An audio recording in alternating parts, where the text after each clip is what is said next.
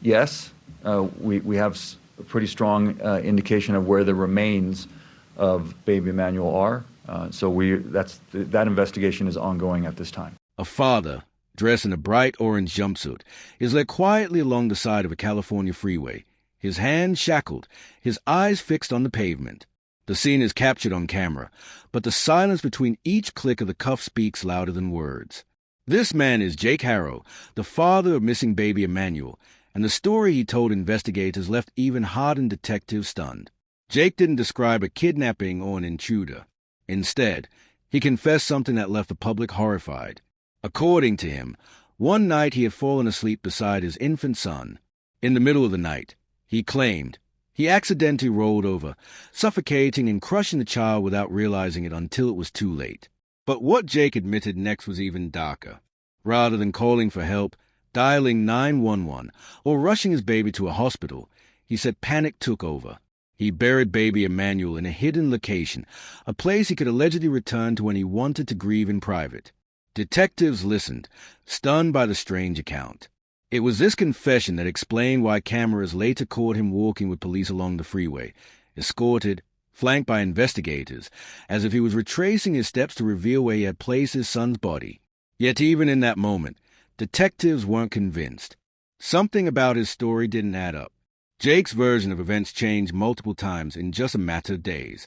One moment it was an accident in bed. The next there were hints of something more sinister.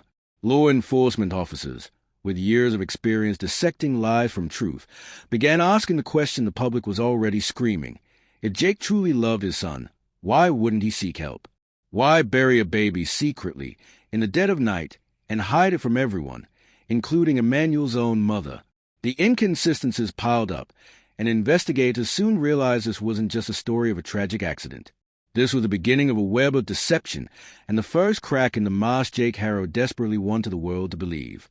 Detectives, growing frustrated with Jake's shifting explanations, decided to employ one of California's most controversial tactics, a Perkins Operation. This covert strategy, often used in high-stakes homicide cases, involves placing an undercover agent inside a suspect's jail cell. The agent pretends to be just another inmate, gaining trust, listening, and coaxing out secrets that suspects might never reveal to uniformed officers. It's a psychological game of manipulation, and for Jake Haro, it worked. According to multiple sources familiar with the operation, Jake let his guard down. Believing he was speaking to a fellow prisoner who understood his situation, he began to open up. What came out was even darker than his original story. This time, Jake didn't mention rolling over on Emmanuel in his sleep or burying him in a secret place of mourning.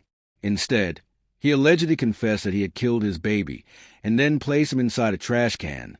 The revelation stunned investigators, adding another chilling layer of inconsistency to his narrative.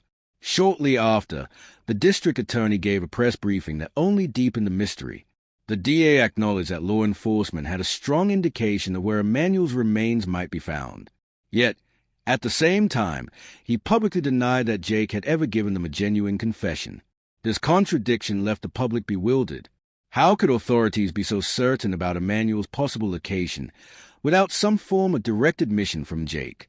The debate raged on.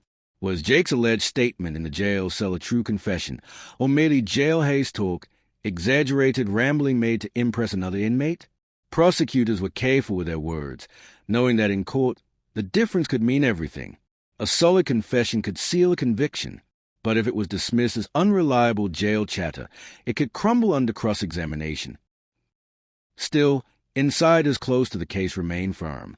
They insist that during that Perkins sting, Jake revealed the truth about what happened to Emmanuel. Yet the DA's refusal to label it a confession has left a heavy cloud of doubt. Was justice being carefully protected, or quietly sidestepped? For Emmanuel's family and the community, the lack of clarity only deepened the wound, leaving them desperate for answers in a case already overflowing with contradictions. At a tense press conference, the district attorney revealed something that shook the case to its core. Baby Emmanuel, they said, wasn't simply the victim of a one-time tragic accident. Instead, the DA alleged he had suffered prolonged abuse over time, a pattern of cruelty that eventually led to his death. The statement was chilling, not only because of its gravity, but because of what it suggested. that this wasn't just negligence or a single mistake in the middle of the night, but a consistent cycle of harm inflicted on one of the most vulnerable members of the family. But the revelation immediately raised a haunting question.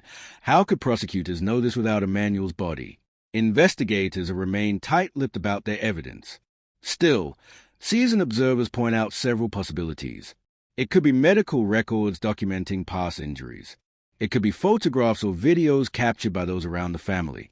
Perhaps digital evidence from phones or computers, searches, messages, or even private recordings shed light on what Emmanuel endured.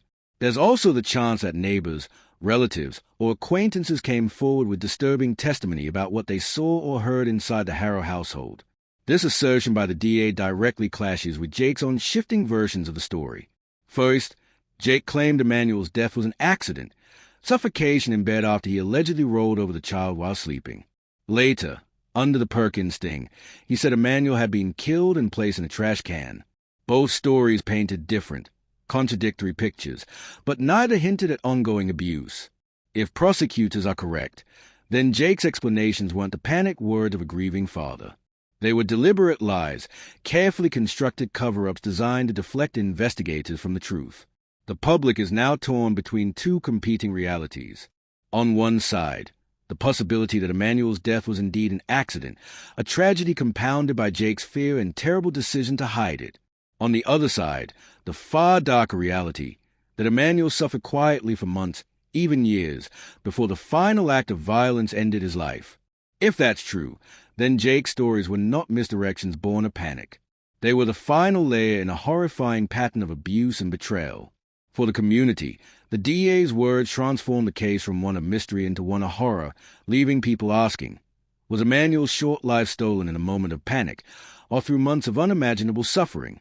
Detectives, determined to break through the wall of silence surrounding baby Emmanuel's disappearance, turned their focus toward his mother, Rebecca Haro. If Jake had allegedly slipped during the Perkins Operation, perhaps Rebecca might reveal something too. Using the same controversial tactic, investigators placed an undercover agent in a jail cell, posing as just another inmate willing to listen.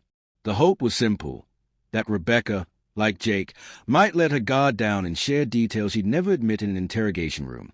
But according to insiders close to the case, Rebecca's reaction couldn't have been more different from her husband's. Unlike Jake, whose story shifted from accidental suffocation to burial and then to a trash can, Rebecca never changed her account. From the very first day Emmanuel vanished, she has maintained the same version of events. Her baby was kidnapped. Even when she believed she was speaking privately to another inmate, she never wavered. She didn't crack, she didn't hint at an accident, and she certainly didn't confess. This left investigators staring at a troubling split. On one side, they had Jake, who allegedly gave multiple versions of Emmanuel's fate, including an apparent admission of killing his own son. On the other side stood Rebecca, repeating the same kidnapping claim with unflinching consistency. Two parents, two starkly different stories. And at the heart of it all, one haunting truth: no body has ever been recovered. Without Emmanuel's remains, investigators are left trying to piece together a puzzle with missing pieces, where every word could be either a confession, a lie, or a desperate attempt at survival. Tonight, Baby Emmanuel's story remains one of California's most disturbing and agonizing mysteries. Was he the innocent victim of long-term abuse, as prosecutors now suggest? Or could Rebecca's unwavering kidnapping claim hold some kernel of truth, twisted, obscured, and overshadowed by Jake's shifting lies?